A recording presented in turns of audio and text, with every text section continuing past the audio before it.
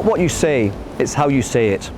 Over 4 decades of research support the assertion that the tone of voice is critical in delivering your message. In a study conducted by MIT at a call centre in Scotland, the researchers found that within 3 seconds of a call starting, they could identify with close to 100% accuracy whether the call would be successful or a failure. Now in 3 seconds you don't get beyond hello. How could they tell within 3 seconds with such accuracy whether the call would be a success or fail? The reason was the variance in pitch of voice. I don't know if you realise this, but when you speak to somebody on the phone that you've never met, especially people that you speak to regularly that you've never met, you have a picture of them.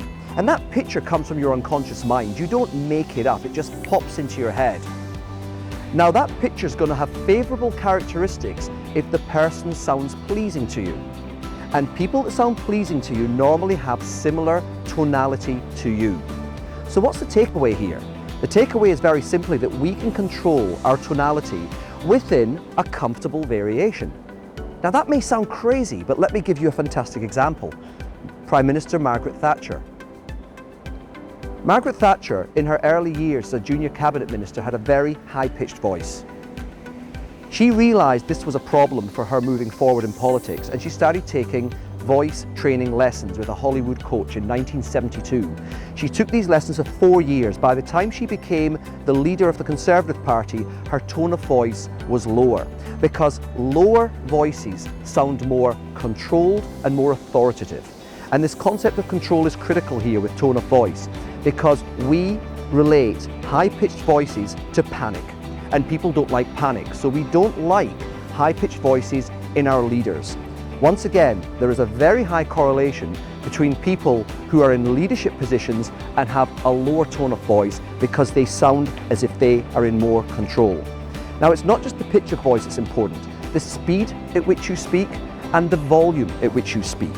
These are all things that within reason we can match and mirror in our opposite counterparty to have more influence. I'd like to give one anecdote on a tone of voice situation that I noticed with one of my suppliers who I was negotiating with for a deal. Now, I'd been negotiating with this guy for many years, and on this particular day I had a sore throat, so I was speaking slower and I was speaking lower. I was amazed. In 10 minutes he'd agreed to everything I asked for. And I didn't know why, but as the day progressed with my sore throat, I noticed that people who were normally more assertive with me started becoming more flexible and easier going.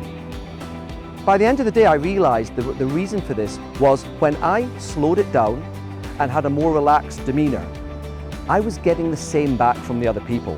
So ultimately, I was getting back what I give. The solution to better deal making was actually in my hands.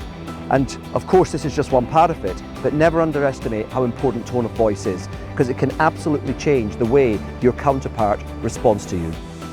If you'd like to learn more about business psychology, communication and influence, follow me on LinkedIn or subscribe to my YouTube channel.